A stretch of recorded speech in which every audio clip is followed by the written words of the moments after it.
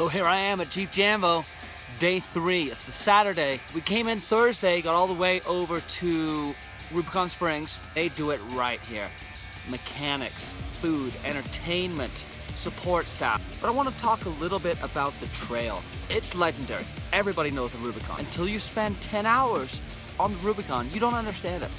A lot of trails. It's obstacles broken up by fire road. The Rubicon, it's obstacles with rock gardens in between. So you're cruising, you hit a gnarly section, and then you're cruising. But the cruising isn't cruising, it's all rocks. Such a good trail, it just wears you down. You get to the end of the day, you're beat, you're tired, your truck's worn out, you're worn out, you sleep well, and all is good. So, I hope you guys are enjoying this video. I can't speak highly enough about the staff out here at Jeep Jambo. Just kind people, good people. You may be the 800th truck they've seen that day. They're still gonna roll rocks for you and get you through this. The mechanics pits down at Rubicon Springs. Everything and anything you will need to get your Jeep back on the trail. Complete with repair tags. Jeeps everywhere.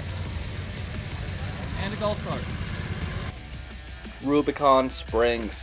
This is where the legendary hotel was years and years ago. Now I like to imagine it as a stagecoach stop back in the old days.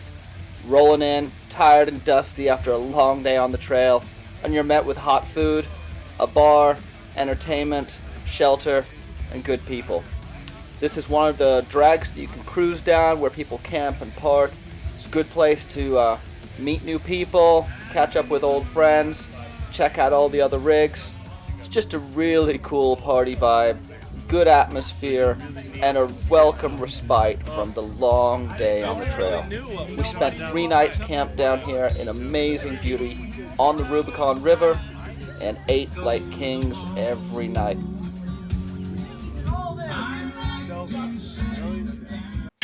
The drive from Moon Lake to Rubicon Springs on Thursday had left bodies and trucks beaten and bruised. We took the day Friday to regroup, rest, relax, and then took the optional trail run on Saturday up Big Sluice to Buck Island. Once we arrived at Buck Island, we were met with a fantastic tri-tip lunch, stickers, shirts, swag, and great camaraderie. One of the benefits of breaking the trip down into 4 days like this, it does give you the opportunity to slow your pace a little bit, enjoy the trail, see what you want to see, and ultimately go where you want to go.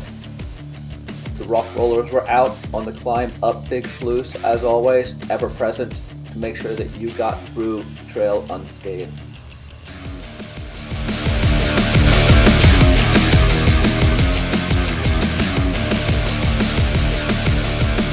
Just made the run up from Rubicon Springs to up Big Sluice, up to Buck Lake, Buck Island. Gonna check it out. It's a pretty gnarly run up here. Jeep did great. What a good trip, man. We're having an awesome time. Let's take a look at some of the trucks up here.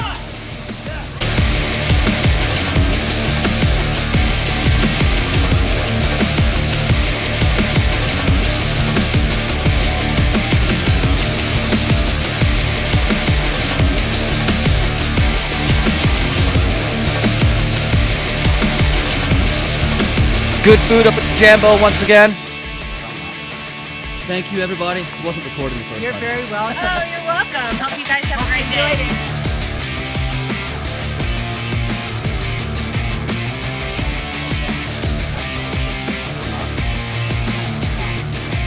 After a great, relaxing lunch up at Buck Island, we turned around and ran back down Big Sluice to Rubicon Springs. Man, this trail kicks your butt every which way. No matter whether you're going up or down, the obstacles are ever present. Ledges, rocks, tight squeezes. That makes for a great trip though. This was probably one of my favorite sections of trail. Another thing that made the Rubicon trip really cool was the opportunity to meet such a diverse group of individuals, from first-timers like myself to experienced veterans like the gentleman you'll meet in a minute. crossing the Darien Gap in a Jeep takes a lot of commitment. And when I met this man, I realized this is what four-wheeling's all about. This is one of the original Jeeps that did the Darien Gap. For those of you who don't know, Darien Gap is between Colombia and Panama. So right now, do not go to the Darien Gap because you will leave without your head. But back in the day when these guys did it, the Darien Gap was still wild and ruthless, but these guys did it in this Jeep and 4 other ones just like it. 4 other Jeeps. And how long did it take you? Took us 30 days to go 102 miles. 30 days, 102 miles. But it was easy going though. I mean, there was a paved interstate, right? Oh yeah, yeah. And Most of the time was spent in the resort. And there was a Starbucks. Yeah. Yeah. Okay. Uh-huh. There was none of that. We did, one day we did 900 feet. And it was down and then back up again. 900 feet of progress. That sounds about our trip today.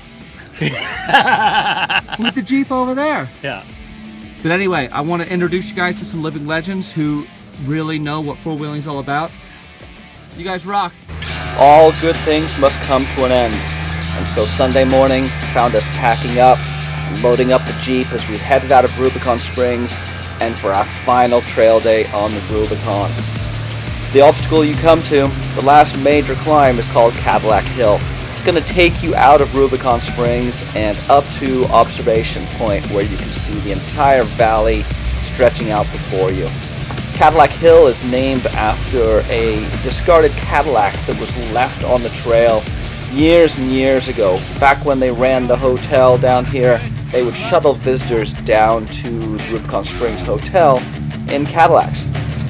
No, you cannot take your Cadillac on this trail. This is a hardcore Jeep trail now, full of tight switchbacks, off-camber, broody, rocky sections, and some pretty decent exposure. But would you expect anything else from the Rubicon? It was a great run, a wonderful reminder of why we're out here. But once we got up to Observation Point, it was smooth sailing down the dirt road back to South Shore Lake Tahoe. What an awesome trip. Can't wait to come back next year.